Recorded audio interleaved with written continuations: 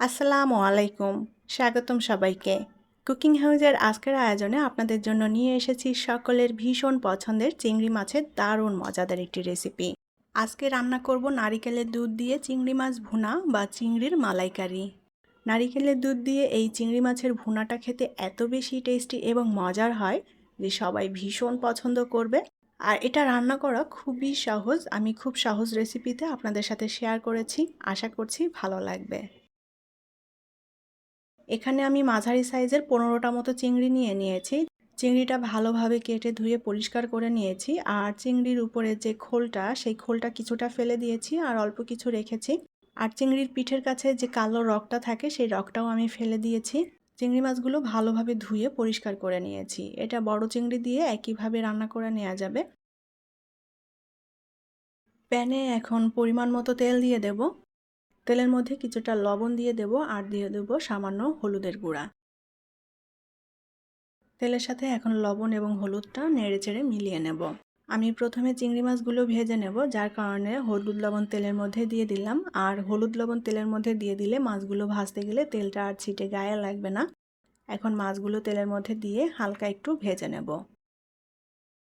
এপিট ওপিট করে উল্টে দিয়ে চিংড়িগুলোকে হালকা ভেজে নিতে হবে, খুব বেশি কড়া করে ভাজা যাবে না।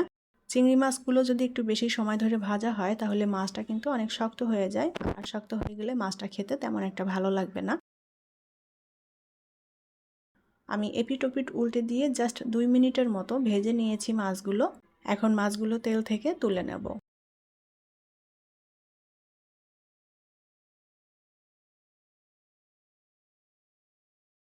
চিংড়ি মাছগুলো তুলে নিয়েছি। এখন এই তেলের মধ্যে দিয়ে দেব 2 টুকরো দারুচিনি আর 3টা এলাচ।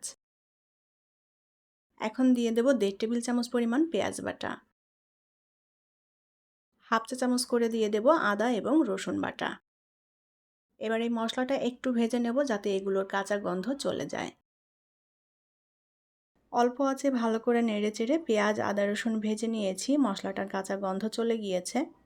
এখন এর মধ্যে কিছুটা দুধ দিয়ে দেব। আমি এখানে নারিকেলের দুধ ব্যবহার করছি। এই রান্নাতে কোনো পানি ব্যবহার করছি না, সম্পূর্ণ রান্নাটাই নারিকেলের দুধ দিয়ে করব। এখন এর মধ্যে গুঁড়া মশলাগুলো দিয়ে দেব। আমি এখানে পরিমাণ মতো লবণ নিয়ে নিয়েছি। 1 চা চামচ নিয়েছি শুকনো মরিচের গুঁড়া, 1 চা চামচ জিরা গুঁড়া, 1 চা চামচ ধনিয়া গুঁড়া আর হাফ চা চামচ নিয়েছি হলুদ গুঁড়া। মশলাটা দিয়ে এখন ভালো করে নেড়েচেড়ে মশলাটাকে কষিয়ে নেব। মশলাটা ভালোভাবে কষানো হলে চিংড়ির টেস্টটাও বাড়বে। মশলাটা খুব ভালো করে কষানো হয়ে গিয়েছে। এখন এর মধ্যে ভেজে রাখা চিংড়ি মাছগুলো দিয়ে দেব। মাছগুলো দিয়ে মশলার সাথে নেড়েচেড়ে আরও কিছুক্ষণ কষিয়ে নেব।